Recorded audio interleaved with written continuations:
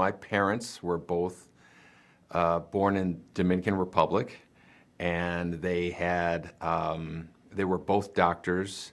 I'm one of 5 kids. My older brother and older sister were born in Dominican Republic, and I was the first one born in Chicago, in Rogers Park, Chicago.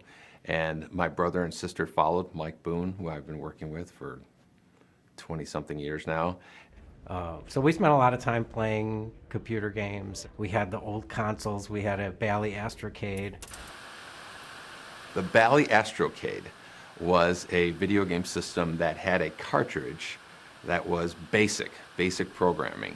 And you have the little plastic overlay you put over the keyboard, and you could type in basic programs, and we would write little games. And that was my first exposure to what a computer program is, the idea of creating something digitally by yourself, moving a pixel on the screen and whatnot. It just kind of taps into your brain of, oh, I have control over this, and that's probably where I really got hooked on the idea of being able to control things on a TV. All of my friends already had jobs waiting for them getting out of school, and I didn't. I made one resume my entire life. I had one resume, and at the very bottom I had a little asterisk that said, strong interest in video games. I got a call from a headhunter saying, are you interested in working at Williams Electronics? And at the time I knew exactly what Williams Electronics was. They were Defender, Stargate, Robotron, Joust, Sinistar, Moon Patrol. There was 100 games that I was aware of that they worked on. I knew the people. Those were exciting days of meeting your idols. Oh, there's Eugene Jarvis, there's Sal DeVita, Mark Trammell, Warren Davis. You're working alongside people that created the games that you grew up with. I went there thinking that I was interviewing for a programmer's job, a video game programmer's job.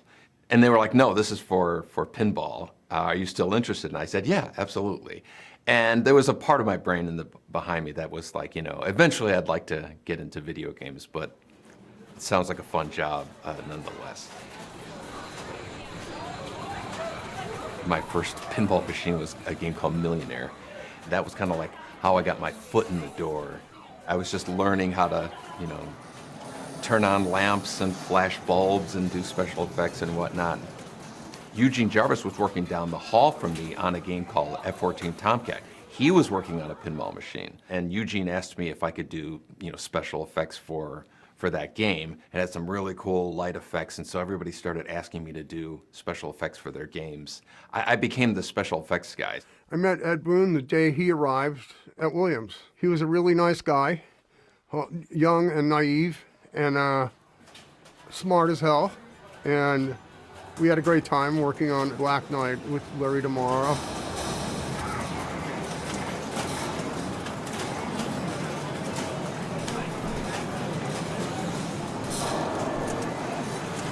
Eugene had gone full-time into working on NARC. And again, this wasn't just a video game. This was a whole operating system and hardware.